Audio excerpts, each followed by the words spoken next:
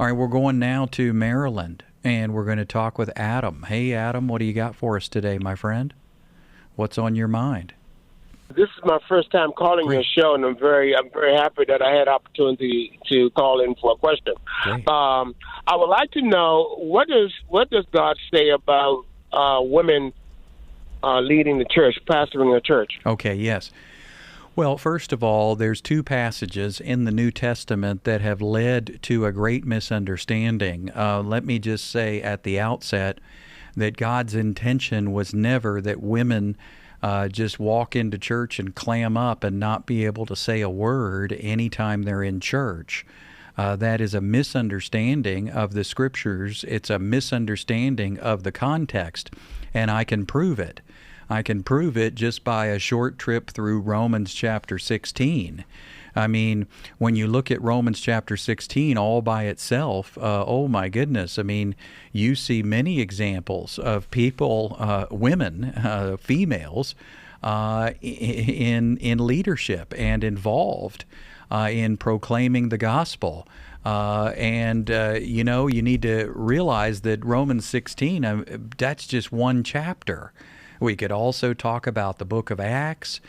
We could talk about other places in the New Testament where women are esteemed and lifted up. But let's talk about Romans 16 just as one example. Okay, how about we start in the first verse? I commend to you our sister Phoebe, a deacon of the church. All right, what does that tell you? Well, Phoebe is a sister, and Phoebe is a deacon. So right there, you see Paul's opinion about women in church. Phoebe is a female, and she can serve as a deacon. Now, how about we go to Romans chapter 16, just a few verses later, verses 3 and 4. It says, greet Priscilla and Aquila, my co-workers in Christ. They risked their lives for me. Not only I, but all the churches of the Gentiles are grateful to them. All right, what does that tell you? Well, Priscilla, that's a female name, and she is a co-worker in Christ Jesus, and all the churches are grateful for her. Now, how about Romans 16, verse 6? That's just 2 verses later. It says, greet Mary. Greet Mary who worked very hard for you. So apparently Mary is very involved, working hard for the church. Now, how about we pop up to verse 7? That's just one verse later. It says, greet Andronicus and Junia, my fellow Jews who have been in prison with me. They are outstanding among the apostles, and they were in Christ before I was. Now, what does that tell you? Well, that word Junia, that name, is a female name, and it says they are outstanding among the apostles. Now, some people will argue that doesn't mean that they were a traveling messenger, an apostle, but that they were esteemed among the apostles, which is fine. But my point is, the apostles are esteeming Junia. They're not telling her to shut up every time she's in a church building.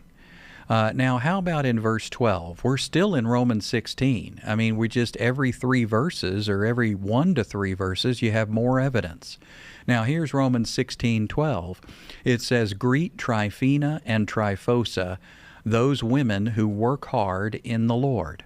Now, again, look at the evidence there. We got female names, Tryphena and Tryphosa, and they're working hard in the Lord. And the Apostle Paul, in his letter, is calling them out and saying, thank you for your service. Now, we're not done. How about verse 12 of Romans 16 as it continues? It says, greet my dear friend Persis, another woman who has worked very hard in the Lord.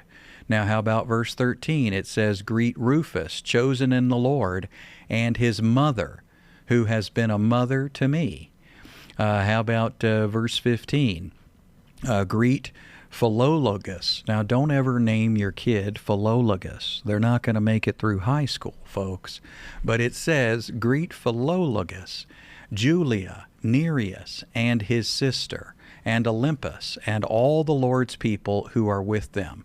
Now, why do I bring all this up? I mean, I've brought up Phoebe, I've brought up Priscilla, I've brought up Mary, I've brought up Junia, I've brought up Tryphena and Tryphosa and Persis and Rufus's mother, and I brought up Julia and Nereus's sister. Why did I bring all these up? Well, this is just one chapter in the Bible, and these women are not silent.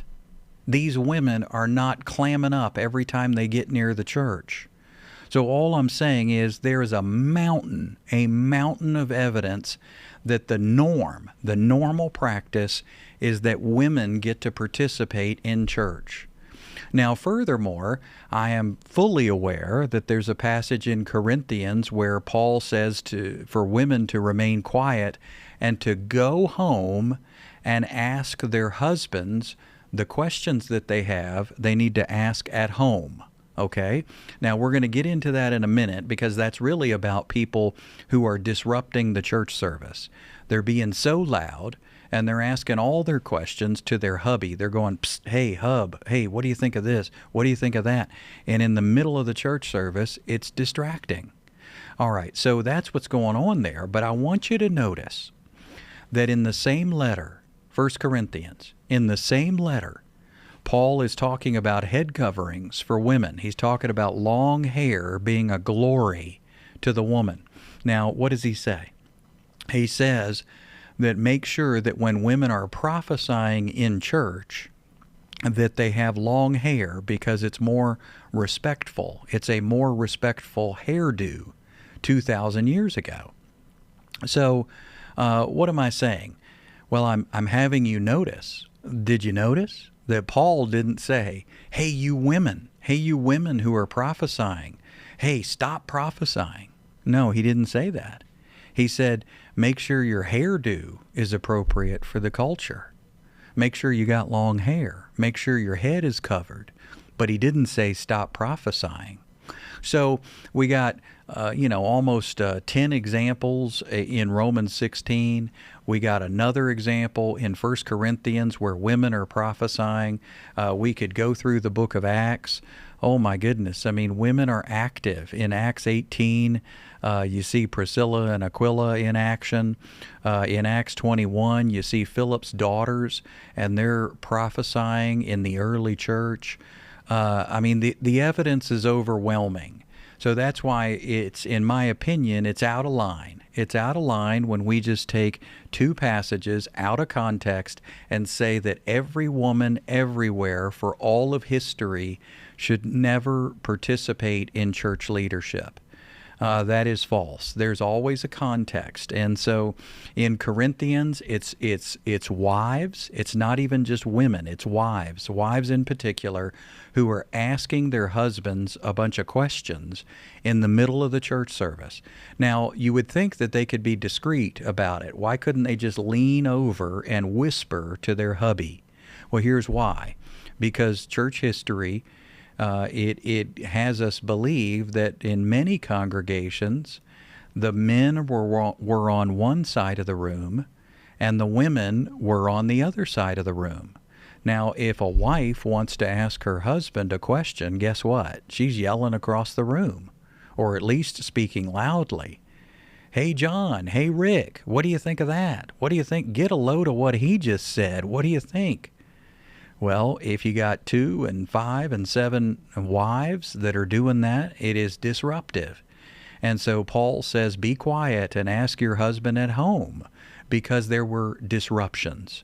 So that's the context. Now, in the other context, we see Paul telling the young pastor Timothy, watch out for these women. Why? Why is he telling those women to be quiet? Because they're running around teaching false doctrine. They're teaching false doctrine that Eve was created first. They're teaching false doctrine that women should not get married and have children. They're teaching false doctrine that women are smarter than men, and that Eve was not deceived by the serpent, and that only Adam was an airhead, and he got deceived. So they're teaching false doctrine that elevates the woman and denigrates the man. And that's why Paul says in that context in Timothy, he tells the young pastor, hey, don't let those women steal the show. Don't let them ruin the sound teaching, because let me set the record straight. And that's why Paul then says Adam was created first, then Eve. Eve was deceived by the serpent, not just Adam. And women will have a fruitful life if they decide to get married and bear children. So that's why Paul details those things, because he's fighting a false doctrine that women were pushing in the church. But again, the evidence is overwhelming. I just presented 10 to 15 women across the New Testament, in the book of Corinthians, in the book of Acts, in Romans chapter 16, that are actively participating in church. I know people debate about what level can they participate at. I'm not going to get into that right now, but I don't see levels. I don't see arguments for levels. Either you're going to believe that women have to be silent in every church in all the world for all of history, or you're going to admit reality, that there were women in Corinth, women in Rome, women in the book of Acts who were very much participating in the church and helping lead it. So those are my thoughts, my friend. I hope that gives you a comprehensive look at the issue, and thanks for trusting us with your question.